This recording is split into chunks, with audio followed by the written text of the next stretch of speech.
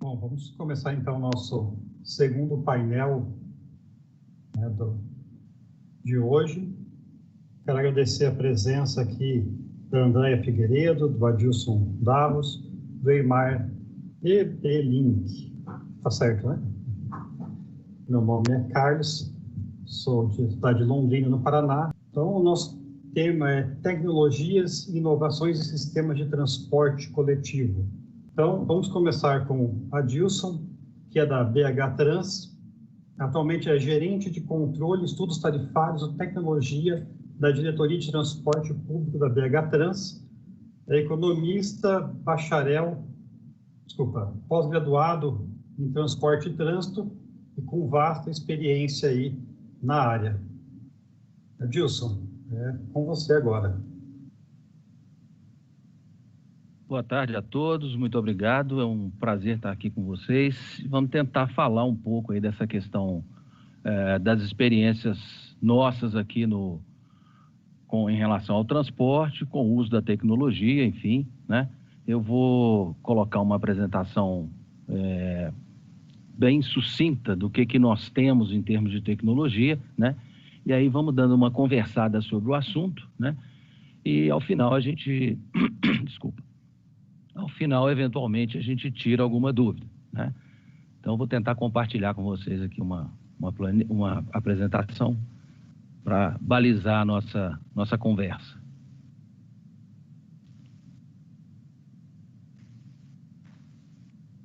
Bom, o nosso sistema aqui em Belo Horizonte a gente chama de CityBus, né? É um sistema inteligente, né? E aí vamos falar um pouco aí da experiência prática no transporte aqui em Belo Horizonte. A origem desse sistema nosso está lá nos anos lá de 2001, final de 2000, início de 2001, quando foi homologado, né, foram homologados alguns sistemas de bilhetagem eletrônica, né? Não se falava ainda num sistema mais amplo, quer dizer, o escopo estava resumido aí a um sistema de bilhetagem eletrônica, o que não é pouca coisa, diga-se de passagem, né? Final de 2002, início de 2003, houve o início da operação do sistema, que foi desenvolvido de forma muito voltada para a gestão do transporte em Belo Horizonte, né?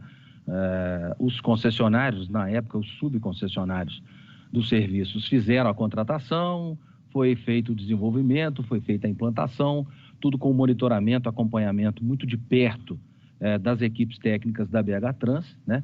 E não dispensando aí, inclusive, uma equipe especializada em auditoria, principalmente auditoria de sistemas, que à época, inclusive, quem trabalhou conosco foi uma empresa de porte internacional, a Ernst Young, né? Bom, implantou o sistema de bilhetagem, esse sistema de bilhetagem ficou, por assim dizer, sozinho até 2008, né? Em 2008 foi feita uma nova licitação para o sistema de transporte, né?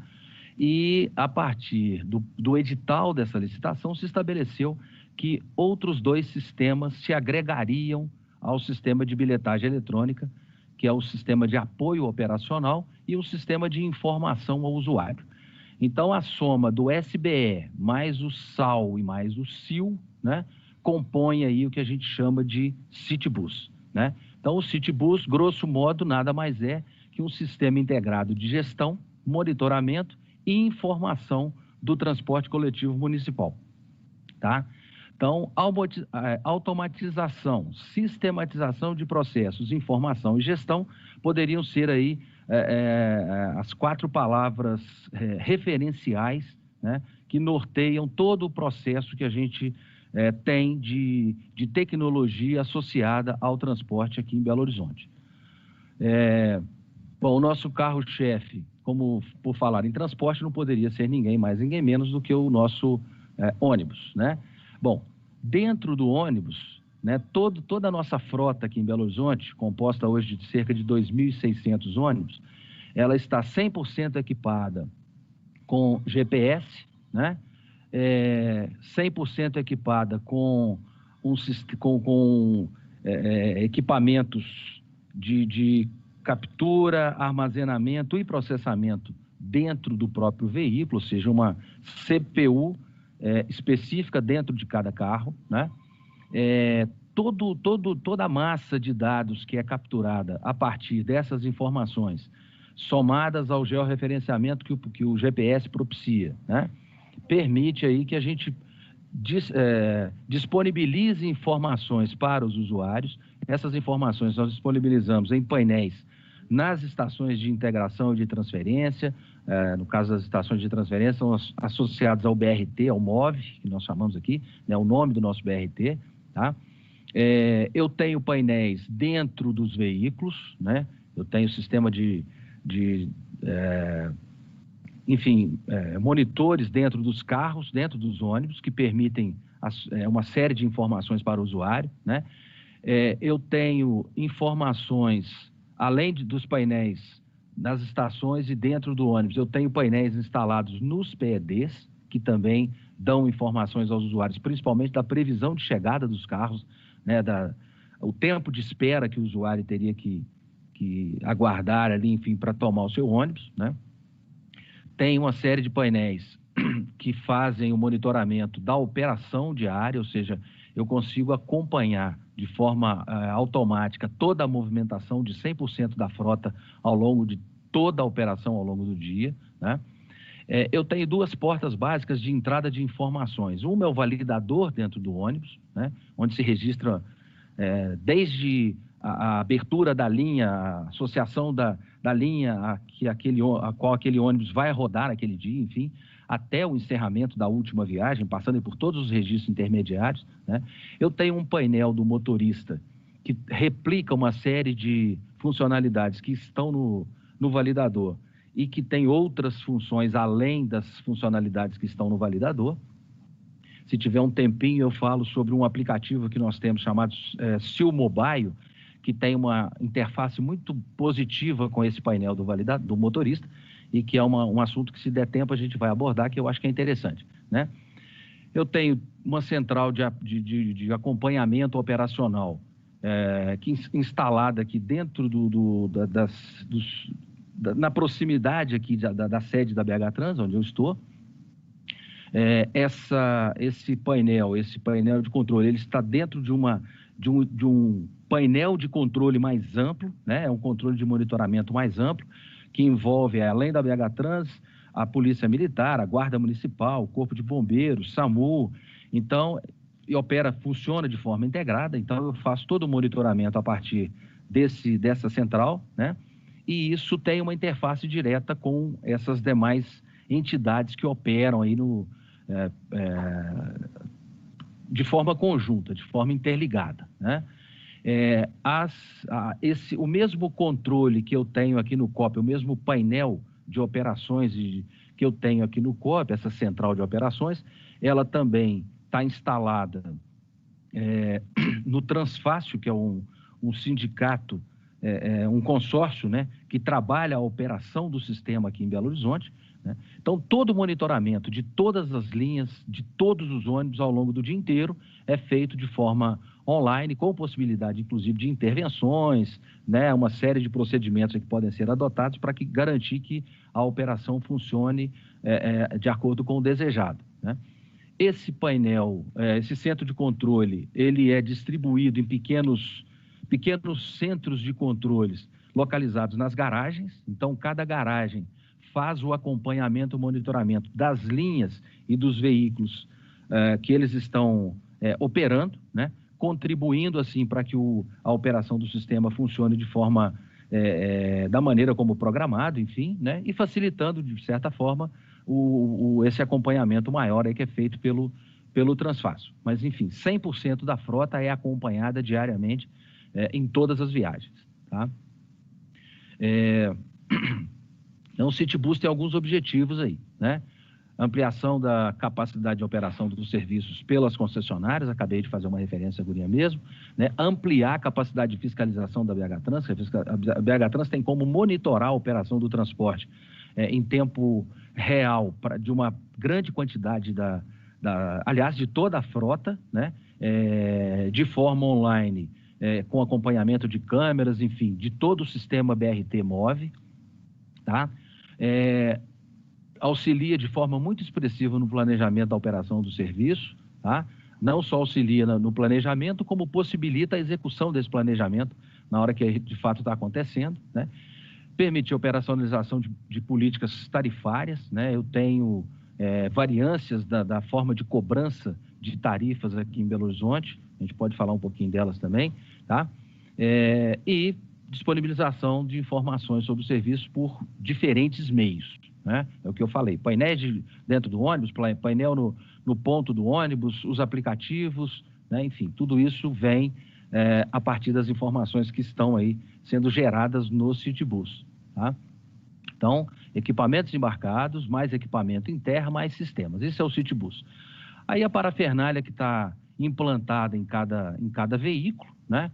Então, eu tenho o validador, que é uma entidade comum nos carros e nas estações de integração e de transferência, eu tenho circuitos internos de televisão, eu tenho sensores, controles, né, o console do motorista, que é o painel do motorista, os painéis de informação, tanto os do ônibus quanto os fora do ônibus, botão de emergência, sistema de áudio embarcado, né, os computadores de bordo, enfim, é uma verdadeira, enfim, parafernália eletrônica aí, acoplada ao veículo para garantir que tudo isso de fato funcione, tá? Aí os exemplos rápidos de painéis instalados nas ruas, né? Hoje eu tenho os painéis trazendo as previsões de chegada dos ônibus. Esse painel que está posto aí como referência é um painel que já não funciona mais, está atrasado, desculpa aí a falha, né? Na verdade, hoje não tem mais essa informação de tempo estimado entre 10 e 15 minutos, enfim, não tem isso. Hoje ele já dá, esses painéis já trazem a informação de forma muito assertiva do tempo que falta para o veículo chegar no ponto e o usuário poder fazer o seu embarque, tá? Então, isso está instalado. Hoje nós temos cerca de 740 painéis instalados entre os pontos de embarque e as estações de transferência. São cerca de 630 pontos físicos atendidos com essa tecnologia. Pois não? Só te lembrando, a gente tem mais um minuto, para a gente dar o tempo para todo mundo aí, tá bom? Um minuto só? Então vai ter que andar muito rápido. Depois o pessoal pode ir fazendo perguntas, a gente complementa no final também depois. Tá bom, então vou tentar passar rapidinho aqui o restante só para a gente, ok? Então vamos lá. Então aí os painéis dentro das estações, sensores de porta das estações, funciona a partir do ônibus, ou seja, o ônibus tem um sensor que aciona a porta da estação, né, para não abrir antes. Enfim, as centrais que eu fiz o comentário com vocês, eu tenho uma central aqui na minha gerência para fazer algum tipo de monitoramento e fiscalização mais rápido, a central do COP da prefeitura, esse mesmo COP também replicado lá nas concessionárias, enfim, as instalações das garagens, né, data center, equipamentos embarcados, essa coisa toda, né? O sistema de SBE, o sistema de apoio operacional e o sistema de informação ao usuário tem essa configuração aí, que é uma configuração resumo, né? Então, geração e distribuição de créditos, comercialização, interoperabilidade, segurança, chave de segurança, essa coisa toda está no SBE. É o sistema mais robusto, né? No sistema de apoio operacional, planejamento, interface com o condutor, controle de monitoramento dos equipamentos e gerenciamento de frota, né? E o sistema de informação embarcada, informação nos PEDs e terminais e informação por outros meios, tá?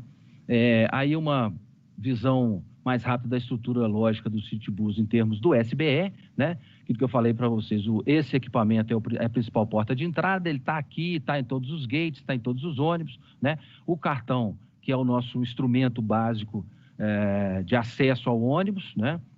E aqui uma central de comercialização de créditos, de cartões e de créditos eletrônicos, também associada ao sistema de bilhetagem. O sistema de apoio operacional é o sistema que faz uma interface direta dos controladores com o veículo, então monitoramento completo 24 horas, que possibilita uma série de intervenções, né? O sistema de informação ao usuário, painel de ruas e todos os painéis que eu já comentei, né? Enfim, o centro de controle operacional, também de certa forma já falei alguma coisa sobre eles, né? O CITGIS, que permite tanto o monitoramento através dos sinóticos, quanto controle através de planilhas, enfim, onde eu consigo ver os tempos E como que está a operação do ponto de vista... O ônibus verdinho aqui significa que o ônibus está numa evolução regular da viagem, o azul ele está antecipando a viagem, o amarelinho está chamando a atenção porque ele vai começar a atrasar, enfim, se tivesse um vermelho aí, significava que a viagem estava atrasada. Então, isso tudo permite intervenção direta e monitoramento da operação para garantir o máximo de regularidade possível, né? Mais 2 mapas aí que mostram exatamente isso. Tem mapas que mostram desvio de itinerário, eu faço isso tudo em tempo real, enfim, né? Então, isso aumenta a confiabilidade do serviço, gera segurança para o usuário. Quanto menos dinheiro circulando dentro dos ônibus, mais segurança, né? Menos vulnerabilidade, menos risco, né? Regularidade na prestação do serviço, pontualidade, né? E melhoria na condição de informação para os usuários, garantindo a ele que ele trabalhe melhor o seu tempo. Ok? É isso. Apressei no final aí porque o tempo ficou curto. Estamos à disposição aí para eventuais questionamentos, perguntas, enfim. Muito obrigado a todos. Bom, vamos partir para a nossa segunda palestrante hoje, Andréia Figueiredo, da Prefeitura Municipal de Campo Grande, arquiteta urbanista, especialista em planejamento e gestão de trânsito, atua como diretora adjunta da Agência Municipal de Transporte e Trânsito do município de Campo Grande. Andréia, é com você agora. Obrigada, é um prazer estar participando com vocês aqui. Como você já disse, meu nome é Andréia Figueiredo. Eu vou explanar um pouquinho para vocês agora.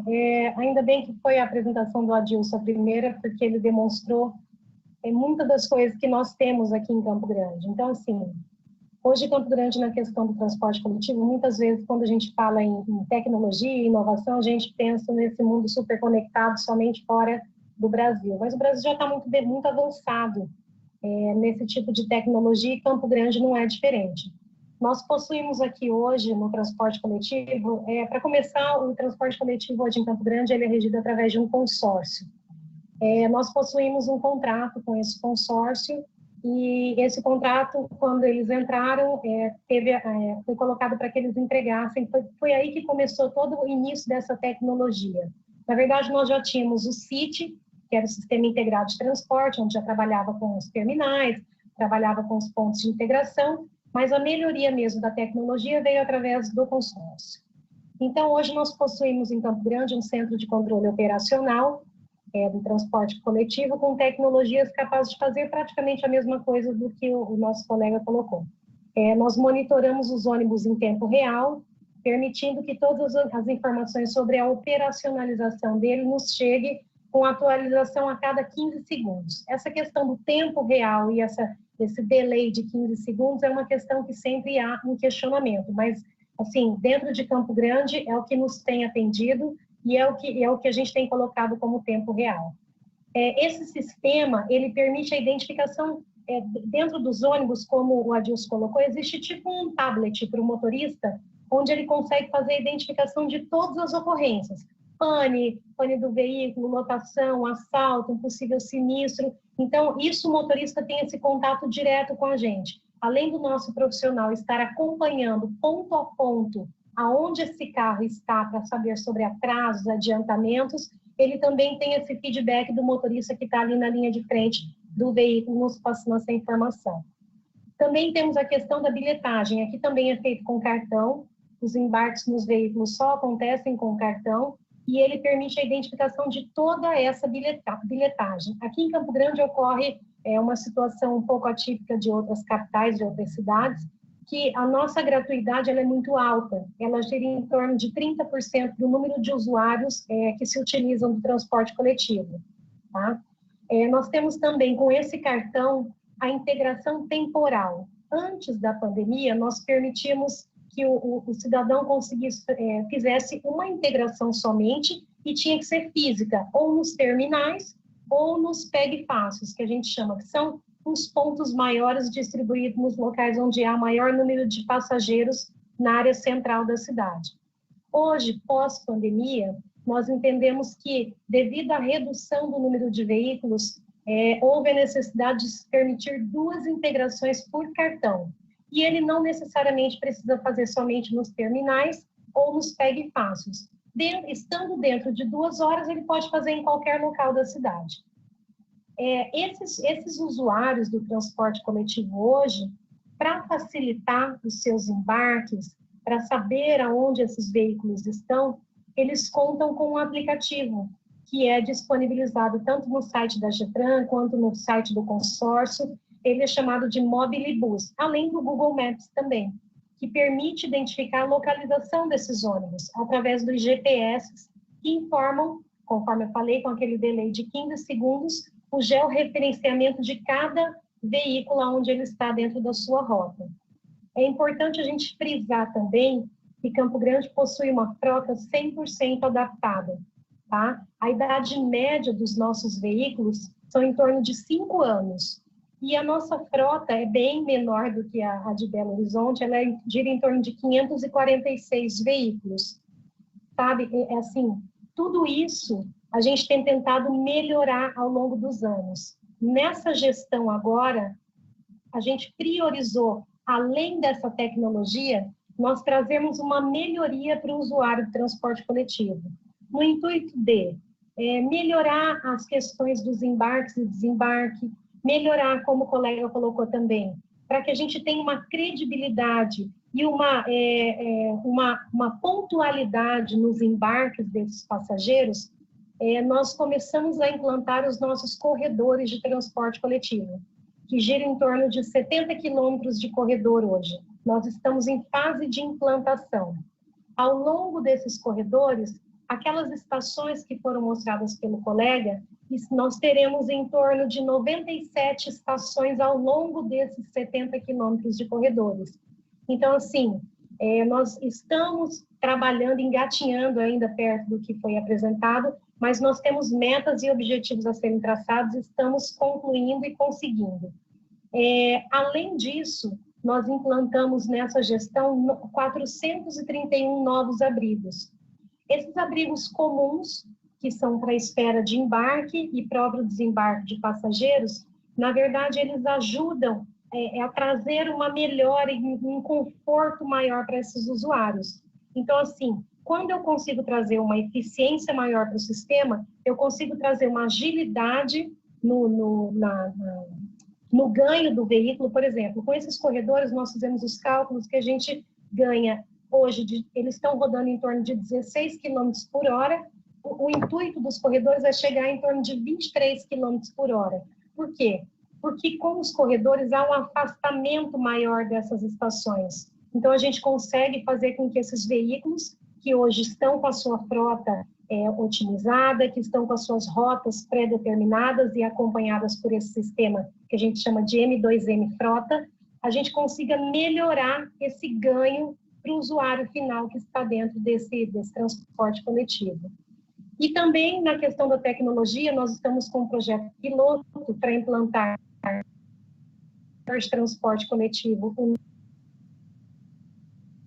que tem o maior número, que é o da Rui Barbosa, a implantação de Wi-Fi inteligentes, para que a gente traga uma maior segurança para esse usuário que está se utilizando deste modal.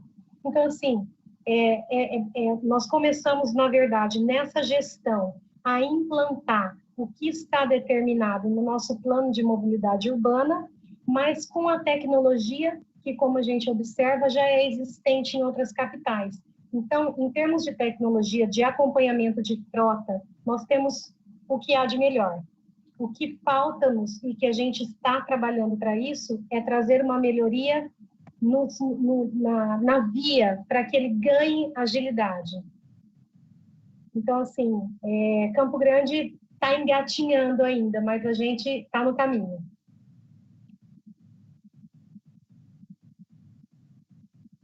É impressionante como esses sistemas realmente vão melhorando, né, dando agilidade, conforto para o passageiro, e assim vai tornando mais atrativo, né, o transporte público. A ideia é exatamente essa, você vê, porque todo mundo sabe que o transporte coletivo vem perdendo passageiro ao longo dos anos. Isso é fato em todas as capitais, todo mundo sabe, e a gente tem que se reinventar diariamente para que a gente possa melhorar esse sistema e trazer um maior conforto e uma credibilidade para ele. Porque quer queira, quer não, a questão dos corredores, as pessoas às vezes nos colocam, será que somente a criação desse corredor você vai inibir que ele ande no transporte uso individual? Vai inibir que ele... O que a gente pensa? Que quando você começa a trazer uma melhoria para um único modal, por exemplo, nós estamos fazendo a interligação, a intermodalidade, trazendo uma questão colocando bicicletário, tentando trazer a interligação da malha cicloviária, para que eu, de uma forma geral, consiga mudar um pouco o conceito e trazer esse usuário novamente para o transporte. Ele não precisa andar de ponta a ponta no transporte coletivo. Ele pode usar um período ser pedestre, num segundo momento ele usar o modal bicicleta, num terceiro momento usar o transporte coletivo. O que a gente tem que fazer é integrar todo esse sistema de transporte, entendeu? E é o que a gente tem tentado fazer aqui em Campo Grande. Nós temos projetos já para que ocorra isso, só que, é claro, depende dos federais, mas já estão todos aprovados e a gente está implantando para e passo de acordo com as aprovações. Tá certo. Vamos, então, agradecer a Andréia, né, e passar para o nosso último palestrante de hoje. Maíra, está conseguindo me ouvir? Você teve um probleminha, parece que caiu, conseguiu voltar? Deixa eu só colocar uma questão que é importante, que eu esqueci de falar.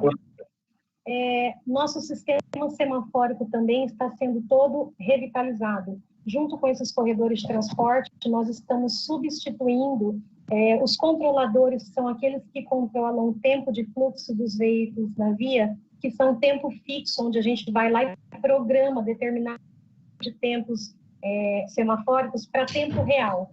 Então, isso vai conseguir otimizar ainda mais, porque ele começa a fazer a contagem do número que está na via principal contra o que está na via perpendicular e começa a soltar mais tempo para uma ou para outra. Então, na verdade, tudo isso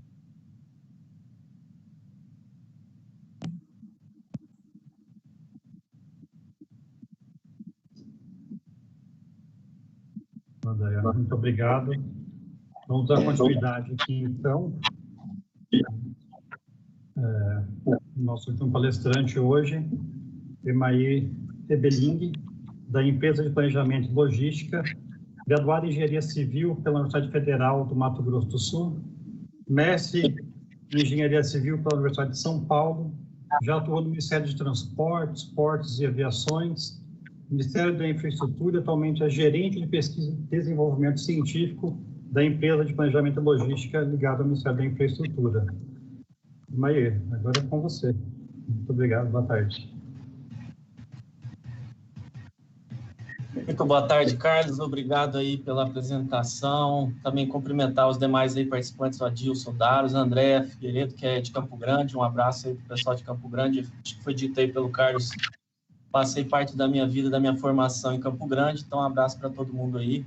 Hoje o desafio aqui, como empresa de planejamento e logística, entidade vinculada ao Ministério da Infraestrutura, é trazer um pouco da mensagem, a gente trocar alguma experiência com vocês, vi aí as duas apresentações, já esperava que o foco da mobilidade aqui do evento fosse a mobilidade urbana, mas a gente tem condições aqui de trazer para vocês um pouquinho do trabalho do Ministério da Infraestrutura e DPL, que é focado na mobilidade das pessoas, aí com o foco interurbano, né? Então, o Ministério da Infraestrutura tem essa responsabilidade de cuidar tanto do transporte de cargas quanto de passageiros, focado aí na política pública, focado nas ações voltadas a essas políticas públicas, né? E também aqui como EPL, como empresa de planejamento, focando no planejamento de longo prazo. Uma das atividades da EPL, além do planejamento de longo prazo, é também a estruturação de projetos voltados ao transporte.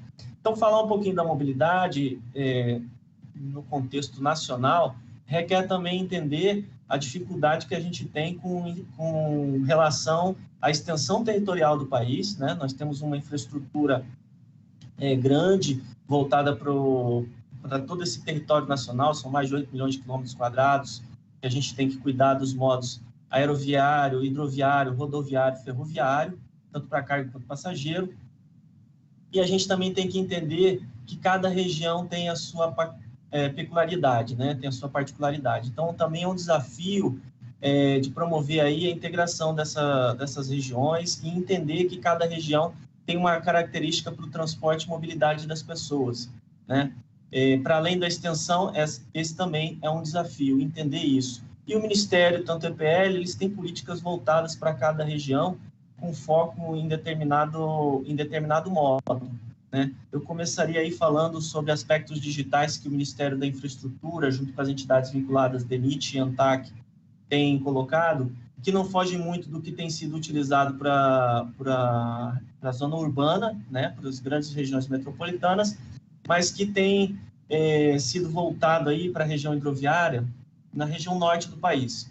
A gente sabe que lá nós temos aí em torno de 7 milhões de passageiros ano, fazendo o transporte hidroviário na região amazônica, então é um transporte significativo para aquela região, e a gente tem uma política pública voltada para aquela região, que é a instalação das instalações portuárias públicas de pequeno porte, os P4s, que tendem a facilitar essa mobilidade através do modo hidroviário.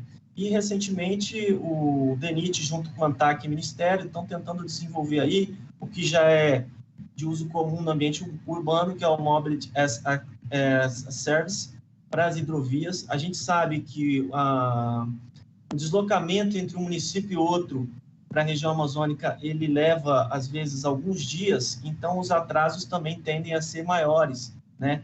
Ou seja, quando se tem uma expectativa de atraso de um ônibus na região urbana, você tem atrasos de minutos. A gente pode ter atrasos significativos de hora das embarcações hidroviárias, e por isso um sistema desse implementado na região amazônica pode vir ajudar o passageiro a realmente estar no porto no momento em que é mais conveniente, poupando assim tempo e lhe dando conforto, né? Já que a gente sabe que a gente está numa região inóspita. O papel do Ministério, DENIT e ANTAC, nesse ponto, é facilitar e trazer conforto para o usuário. É claro que a gente sabe que nós temos zonas de sombreamento na Amazônia com relação à utilização dos smartphones, mas é uma busca por tentar trazer essa tecnologia para o modo aquaviário. No modo aeroviário, então, são dois modos aí que fogem um pouco do que é comum no ambiente urbano, apesar que a gente sabe que nós temos deslocamentos aéreos aí em São Paulo, temos também deslocamento hidroviário aí, por exemplo, Rio de Janeiro, né, a travessia Rio-Niterói, mas não da forma com que a gente vê no ambiente nacional. Para o transporte aéreo é um pouco mais à frente em relação aos demais modos, né? A gente já tem aí muito bem desenvolvido esse controle de passagens, a gente tem tecnologias avançadas embarcadas nas aeronaves, isso porque muito o modo aéreo ele tem que trazer um pouco das regras internacionais para o jogo, né? Então, a gente vê que é dos modos, um modo que tem a maior tecnologia aí disponível para o usuário. Então, a gente já consegue saber aí, através de painéis de controle, o tempo de chegada, tempo de saída das aeronaves. Também a bilhetagem ainda não é totalmente eletrônica, né? Você ainda tem que apresentar o seu bilhete na tela do celular, mas tende-se a partir para uma bilhetagem mais eletrônica, em que você simplesmente vai encostar o seu celular no equipamento e ele já vai fazer a identificação. No transporte internacional, nós já temos a identificação de rosto, né? Em alguns terminais internacionais. Tudo para quê? Para facilitar e agilizar o transporte, trazendo o quê? Economia de tempo, né, que reflete no custo e também conforto ao usuário. Na questão do transporte ferroviário de passageiros, aí nós temos um modo que realmente não está adequado à nossa realidade brasileira, tá?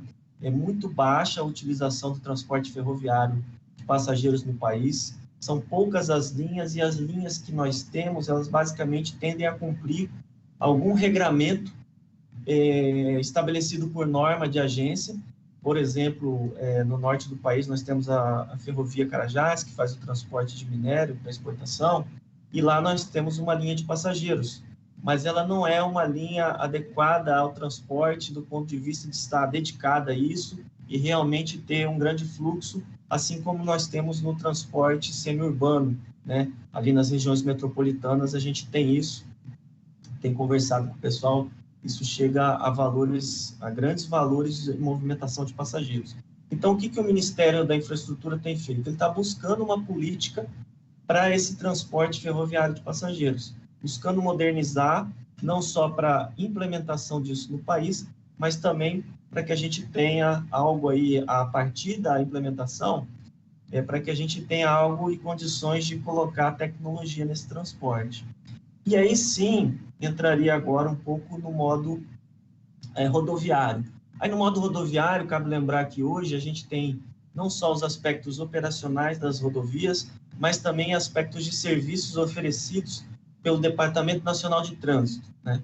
O Departamento Nacional de Trânsito, hoje, ele está como uma secretaria dentro do Ministério da Infraestrutura, e ele tem oferecido serviços digitais que permitem aí ao usuário a facilitação dessa burocracia. Por exemplo, o certificado de registro e licenciamento do veículo, hoje é digital, e assim como a CNH, Carteira Nacional de Habilitação, também é digital. E eles não são apenas meramente instrumentos que registram o documento. Hoje eles têm uma interação com o usuário. Por exemplo, uma plataforma de comunicação com o usuário que vai avisar o usuário quando ele precisa fazer o recall da sua viatura, né? Um recall que já deve estar programado. Então, essa plataforma vai avisar o usuário. Aí nós deixamos de ser passivos e passamos a ter uma tecnologia ativa, que é uma tendência de futuro. Também permite aí aquelas pessoas que eventualmente tenham alguma multa aplicada, que possam fazer o pagamento com desconto. Então, nós estamos partindo aí para uma tecnologia que passa a se comunicar com o usuário, e não somente meramente receptiva de informações, né? Ela também agora passa a ter comunicação.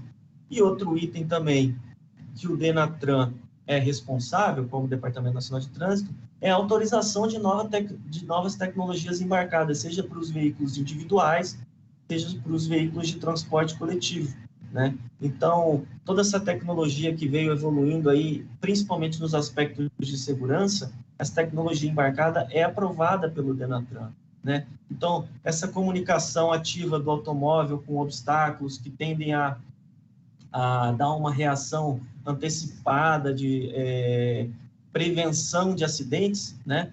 Tudo isso é autorizado pelo Denatran e é estudado no âmbito do Ministério da Infraestrutura. Então, nós temos aí, além do bloco operacional, um bloco de tecnologias embarcadas com relação aos serviços ofertados ao usuário, tá? Aí eu entraria agora um pouco, passando um pouco aí, a questão da operação nas rodovias, né? Para o transporte coletivo de passageiros, hoje a gente tem o sistema de monitoramento do transporte rodoviário interestadual e internacional coletivo de passageiros, denominado Monitrip. Ele é controlado aí pela Agência Nacional de Transporte Terrestre. Esse dispositivo, ele tem uma resolução específica para isso, foi estabelecido em 2014, e ele estabelece padrões de coleta e armazenamento de dados, tá?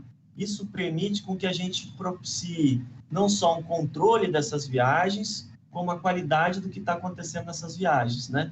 E também para a questão de planejamento, para fins de planejamento, para que a gente entenda como é que está acontecendo a mobilidade rodoviária do país em relação ao transporte de pessoas, né? É claro que hoje o Ministério da Infraestrutura ele só traz o controle do transporte interestadual de passageiros, ou seja, quando você atravessa um estado, quando a linha operada pela aviação transcende um estado, né? A parte intermunicipal dentro do estado fica com as agências reguladoras estaduais. Mas já é um controle que a gente faz e isso pode ser integrado aos sistemas estaduais. Também falando um pouco da operação, aí a gente entra naquela questão de segurança, né? Falar do conforto do usuário necessariamente nós temos que falar um pouco da integração do que acontece na rodovia entre o transporte de pessoas e o transporte de cargas. Nessa linha, a própria Política Nacional de Transportes hoje, que é estabelecida pelo Ministério da Infraestrutura, ela traz uma virada de chave, né? Então, durante muitos anos, o Ministério da Infraestrutura, que antigamente era o Ministério dos Transportes, tinha muito foco voltado para carga. E a gente conseguiu, a partir da implementação da Política Nacional de Transportes, trazer a visão do passageiro, colocando como princípio, isso foi um desafio, né? uma quebra de paradigma, colocando como um dos princípios da política o respeito à vida. E ao trazer isso, o respeito à vida, a gente necessariamente está colocando o tema passageiro e segurança para o centro da mesa. Então, o que acontece quando a gente traz esse tema para o centro da mesa? Você passa a observar questões que até então fogem do tema somente carga. A gente sabe hoje que a gente tem no Brasil em torno de 40 mil mortes por conta de acidentes de trânsito, isso incluindo a zona urbana e as rodovias. Nas rodovias federais, algo em torno de 6 mil mortes ano, e a gente tem que buscar políticas que minimizem isso, quando não, reduzam a zero. Esse é um desafio que a gente tem como sociedade. Então, a gente tem que buscar implementação de ações e políticas que vão ao encontro não só da eficiência, claro, se busca eficiência no transporte de carga com redução de custo, mas segurança no transporte passageiro. Nessa linha, a gente tem, por exemplo, ações como a pesagem dinâmica dos caminhões, né? Fazer um maior controle da pesagem nas rodovias de forma dinâmica vai permitir um melhor fluxo no tráfego, ou seja, vai reduzir custo do transporte de carga, mas vai permitir que aquele tráfego na rodovia esteja adequado aos padrões da rodovia. E aí a gente tem uma tendência de diminuição de acidentes por conta desse maior controle, sem, contudo, atrapalhar o fluxo. Nós também temos outras tecnologias que estão sendo implementadas, como, por exemplo, o Free Flow, né? Então, a gente tem isso que está sendo implementado aí na BR-153, que vai ser o primeiro case a ser implementado em concessão, na BR-163, na Dutra, né? Que contempla a BR-116 e 101, que é uma tecnologia que vai permitir o melhor fluxo dos usuários, diminuindo aí paradas em praças de pedágio, né? E você também vai ter um melhor controle do que realmente o usuário usou daquela via, né? Então, ele não vai precisar pagar a tarifa cheia, ele vai poder pagar necessariamente aquele trecho que ele realmente percorreu, sem, contudo, precisar parar numa praça de pedágio, porque as entradas e saídas das rodovias já vão ter esse controle. Então, isso é uma tecnologia que tende a trazer um menor custo de transporte para quem está trafegando e também uma melhor distribuição desses custos aos usuários. Além disso, a gente também está atento aí às tecnologias que vão ser utilizadas em relação ao Programa Internacional de Avaliação de Rodovias, o IRAP, que trata da avaliação das rodovias em relação à segurança, né? Então, a gente também está atento a isso e nessas novas concessões a gente está trazendo toda essa tecnologia que vai vir embarcada nessas concessões, voltada para a avaliação dessas rodovias em relação à segurança. E, claro, outra coisa que ainda não está implementada, mas com certeza a ANTT e o Ministério estão de olho, é a questão da uberização do transporte coletivo de passageiros, né? É claro que isso é uma política pública que tem que ser analisada com cuidado. A gente tem muitos extremos no Brasil, né? Enquanto a gente tem uma oferta grande em grandes centros urbanos, a gente tem uma dificuldade de oferta em regiões mais longínquas, né? Então, como é papel do Estado garantir o acesso do usuário aos serviços, essa questão de implementação da uberização ela tem que ser feita com cautela para que essas zonas que eventualmente tenham dificuldade de oferta não fiquem com um vácuo, né, da prestação de serviço do transporte coletivo de passageiro. E isso tem que ser feito com cautela, tem que ser feito com muita análise, tem que ser feito com análise de impacto regulatório e análise de política ex ante, para a gente não ter nenhuma região do Brasil prejudicada ao se implementar uma política nacional desse nível, né? Então, essa é uma preocupação grande que a gente tem. E, claro, por fim, aí, falando um pouco da operacionalização e do uso do transporte rodoviário, a gente tem, né, o ITS, o Intelligence Transport System. A utilização disso está muito aplicada ao que eu falei na questão anterior, né, que é o Mobility as a Service. Toda essa tecnologia, ela não necessariamente está atrelada à implementação do 5G, a gente pode fazer isso a partir da implementação do que a gente tem de tecnologia hoje, e ela visa aí otimizar, principalmente, o acesso do usuário aos serviços e também da oferta desses serviços ao usuário. O que eu quero dizer com isso? Nos momentos de pico, por exemplo, o ofertador de serviço pode controlar melhor a sua frota, observando, por exemplo, antes mesmo de uma estação estar congestionada ou ter atingido o seu pico com passageiros, antes mesmo ele já observar a movimentação desses passageiros e já se antecipar na oferta dos seus veículos, né? Isso só pode acontecer, é claro, tende a acontecer melhor para o modo rodoviário, mas pode acontecer para todos os modos. E, claro, nas regiões metropolitanas, isso tende a ser muito mais ágil e dinâmico do que em relação ao transporte interurbano, né? Então, falamos um pouquinho disso tudo, e aí eu queria falar, claro, além da operação e da oferta de serviço, um pouquinho de planejamento, que é o core business da empresa de planejamento e logística, né? O que de tecnologia nós estamos trazendo para o transporte de passageiros? Veja bem, quando a gente coloca numa política nacional de transportes que o respeito à vida e o passageiro estão no centro da discussão, a gente tem, então, uma atenção dedicada a esse transporte passageiro. E o novo Plano Nacional de Logística, o PNL 2035, esse é o nosso horizonte de planejamento para esse novo PNL, ele traz uma visão diferente para o transporte de passageiro, porque pela primeira vez a gente está fazendo uso de Big Data para poder entender os fluxos de transportes. Esse é o papel do Estado, né? Não é a realização da logística, mas entender como cargas e passageiros se locomovem, ou seja, os macrofluxos dessa logística, para poder ofertar os serviços e a infraestrutura adequada, né? Então, é perceptível a gente ver uma evolução do planejamento em relação ao transporte de passageiro.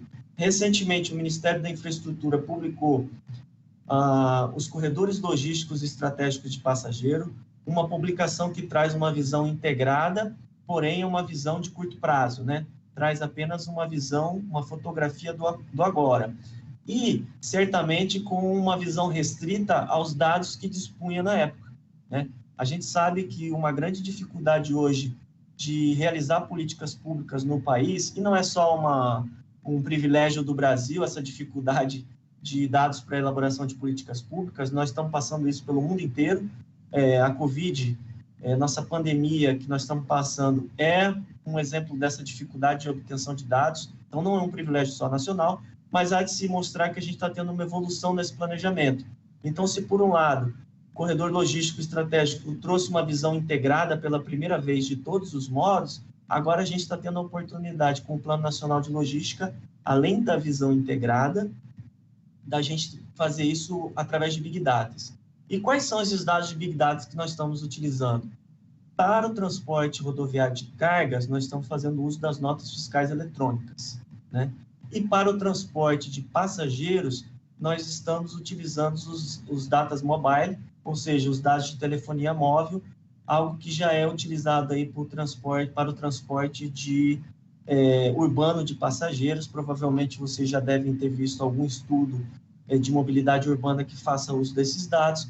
Então, nós estamos trazendo também essa tecnologia aí para o âmbito nacional, com um desafio muito grande, alguns bilhões de viagens aí a gente separou, foi difícil um pouco, né, um trabalho realmente de Big Data aí, para separar o transporte intermunicipal do interurbano, né? A gente está interessado naquele transporte que foge do urbano, inclusive o semi-urbano, e isso foi feito um trabalho através desses dados de telefonia móvel, chegando aí em torno de 2 bilhões de pessoas, né? E a gente não fala só em passageiros, a gente também está falando, além do transporte de ônibus, a gente está falando do transporte individual de pessoas, então a gente também está mapeando isso no nosso planejamento. Bem, pessoal, eu acho que com relação à tecnologia, passei um pouquinho de cada modo, o que está sendo feito para cada modo, né? Uma extrapolação aí do ambiente urbano, do ambiente nacional, os desafios desse ambiente nacional, e também um pouco do que a gente está fazendo aí para o Planejamento Nacional de Transporte, trazendo também para dentro essa tecnologia de Big Data. Lembrando que a gente não tem como fugir dessa tecnologia que está hoje Muito se falava da implementação de chips para a gente ter controle, mas, na verdade, a gente já anda com um chip, cada um anda com um, ou às vezes até 2 chips, e isso está permitindo, através dos smartphones, que a gente entenda a movimentação de pessoas no âmbito nacional para oferecer e ofertar serviços, como eu disse, e essa infraestrutura. Maier, o seu tempo encerrou um pouquinho já, mas muito obrigado pela explanação. Tem algumas perguntas aqui para vocês, começando pelo Adilson. Tem uma pergunta se o centro de controle visualiza em tempo real as câmeras embarcadas nos veículos. Uma parte da frota, sim. Os veículos que rodam no BRT Move, eles têm essa possibilidade. Os demais, não. Não porque é por uma questão de tecnologia mesmo dessa transmissão. Ou seja, o custo de geração e transmissão simultânea dessas imagens, além do volume de imagens, né, são, como eu falei, 2.600 ônibus, são 4 câmeras internas em cada ônibus. Então, é um volume muito grande de informações, né? Então, as informações da frota convencional, que a gente chama aqui, ela só tem o registro. E a gente utiliza essas imagens posteriormente para algumas fiscalizações, para fins de validação, por exemplo, da utilização indevida das gratuidades. A gente se vale dessa informação para fazer essa leitura. Isso já está caminhando para uma coisa mais automatizada, mas ainda faz com essa tecnologia. Agora, no caso do BRT Move, tanto as câmeras internas quanto as câmeras das estações de integração e de transferência, todas são monitoradas em tempo real. Beleza. Andréia, vocês têm aplicativo para usuários finais informando o tempo do ônibus? Nós temos o aplicativo chamado Mobilibus, que ele está disponível no site da Getran e no site do consórcio do Aipurus, onde ele informa o trajeto da linha do ônibus e em tempo real, com aquele delay que eu coloquei de 15 segundos no máximo, aonde está cada veículo. Então, o usuário entra lá, coloca aonde ele está, para onde ele quer ir, ele define que linha que é, ou se ele já souber a linha, coloca essa linha lá e ele vai indicando, até que você, na hora que o ônibus está chegando, ele já indica, seu ônibus está, tipo, a 10 metros de você, e ele vai te colocando em tempo real isso daí. Para todo mundo aqui, como estimular os gestores municipais a valorizar mais o transporte coletivo? Difícil essa.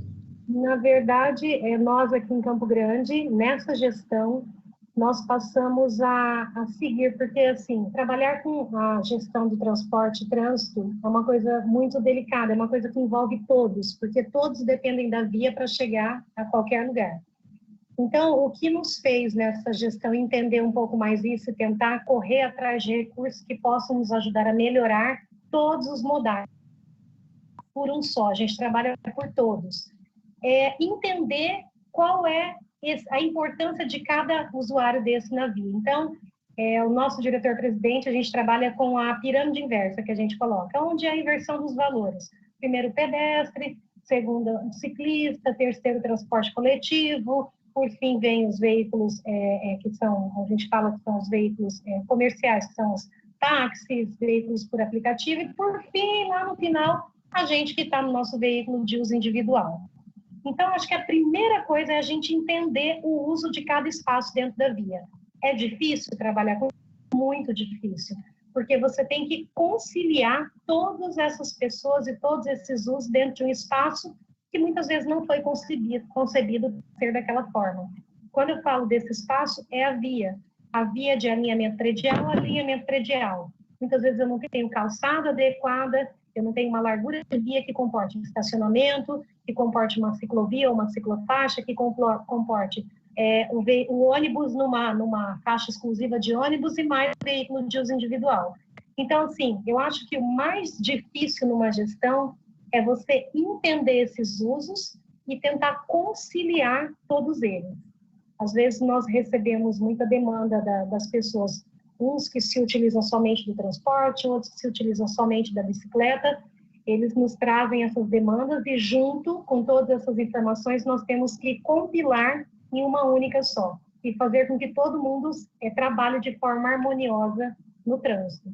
Então, para nós, na Getran, é assim, entender quem é o usuário daquele espaço e tentar dividir de forma harmônica todo mundo na via. Gilson, comentar? Na verdade, uma das coisas que a gente percebe, que a gente tem discutido, ou está começando a fazer uma discussão aqui em Belo Horizonte, é exatamente em como transformar ou como utilizar essa quantidade de registros de informação que a gente tem, que são geradas por esses sistemas informatizados, enfim, quer dizer, é uma quantidade muito, muito expressiva, muito significativa de registros isolados, né? E que acabam não sendo adequadamente trabalhados, agregados, para que isso, de fato, vire informação. O rapaz do Ministério da Cidade tocou nessa questão, quer dizer, da dificuldade que você tem de ter informações para fazer um planejamento, né? Então, acho que eu imagino que não seja só Belo Horizonte que é recente disso. A gente tem muitos registros disponíveis, mas tem pouca informação consolidada que norteie planejamento, que faça a gente, enfim, que dê sinalizações de qual o melhor caminho, né? A gente entende que a priorização do transporte coletivo ela é fundamental, e aí essa priorização do transporte coletivo passa pelos corredores exclusivos, passa por faixas preferenciais, se não exclusivas, mas enfim, dar fluidez ao transporte coletivo, porque uma das coisas que a gente percebe hoje, que talvez seja o grande motivador das pessoas não utilizarem ou fazerem a opção por outros meios de transporte, é exatamente a questão tempo, né? Então a pessoa acha que ela está perdendo tempo no transporte coletivo. Se ela for de moto, ela vai chegar mais rápido, se ela for de carro particular, ela vai chegar mais rápido, mas as externalidades disso não são levadas em conta, né? Então o custo do transporte individual para você, dono do carro, para a sociedade como um todo, do ponto de vista da poluição que isso gera, do desgaste que isso gera, dos riscos que isso gera, né? Dos impactos que isso gera em outras áreas em outras áreas públicas, como a saúde, por exemplo, né? Então, entender toda essa conjunção de fatores, né, é que vai permitir que a gente, de fato, faça um trabalho para o transporte, né, de forma harmônica, o mais harmônico possível, mas deixando a sinalização sempre visível de que a opção é pelo transporte coletivo. Quer dizer, não dá para todo mundo andar no seu carrinho, porque isso não vai funcionar. Não existe cidade, não existe estrutura que dê conta. E aí a gente percebe isso das rodovias, né? As nossas rodovias não dão conta quando você pega um feriado aí, você pega quilômetros e quilômetros de congestionamento em qualquer direção que você vá, né? Então, eu acho que isso é uma coisa que precisa ser discutida de forma mais cidadã, as pessoas precisam entender isso melhor, a sociedade precisa compreender isso melhor, para, inclusive, apoiar as iniciativas que principalmente o poder local, né, que tem essa capacidade, essa condição, essa prerrogativa, de adotar políticas realmente de priorização dos meios coletivos de transporte. Eu acho que, se não for por aí, a gente vai acabar literalmente todo mundo no meio do congestionamento, que é o que está a tendência que a gente vê aí em todas as grandes cidades, né? Tem uma para você, pegando o gancho na resposta do Adilson, se é possível visualizar no médio prazo a ampliação do uso de trens para o transporte de cargas para reduzir o fluxo de caminhões nas rodovias do país. Vamos lá, não só é possível, como está em implementação hoje, né? Então, quem estiver acompanhando aí um pouco da política do Ministério da Infraestrutura vai ver algumas falas do ministro Tarcísio Freitas, do secretário executivo Marcelo Sampaio, do próprio diretor-presidente da EPL, Arthur Lima, de projetos que estão saindo do papel aí e indo a leilões, ou mesmo sendo implementados diretamente pelo governo, para que a gente tenha aí uma maior utilização do transporte ferroviário de cargas, né? Quando se faz isso, a gente está jogando a favor da segurança do usuário nas rodovias, né? Então, a gente também está, de certa forma, diminuindo O Brasil, a gente tem que entender que, do aspecto econômico, isso não cabe ao Ministério da Infraestrutura, né? Cabe à questão econômica, ele tem uma característica muito clara, ele é um grande exportador de commodities agrícolas e minerais, né? E dada a extensão e essa característica, os modos que têm maior aderência a esse tipo de transporte seriam o modo hidroviário e ferroviário. E hoje a gente vê uma política muito forte do Ministério da Infraestrutura voltada para o modo ferroviário, de modo a tentar otimizar essa utilização. E, como eu disse, isso vai ao encontro aí da segurança nas rodovias. Um aspecto que foi comentado aí agora há pouco, e aí me arvorando um pouco na área urbana, não só no interurbano, que é a área do Ministério da Infraestrutura, de que forma que a gente pode colocar uma melhor utilização aí do transporte coletivo.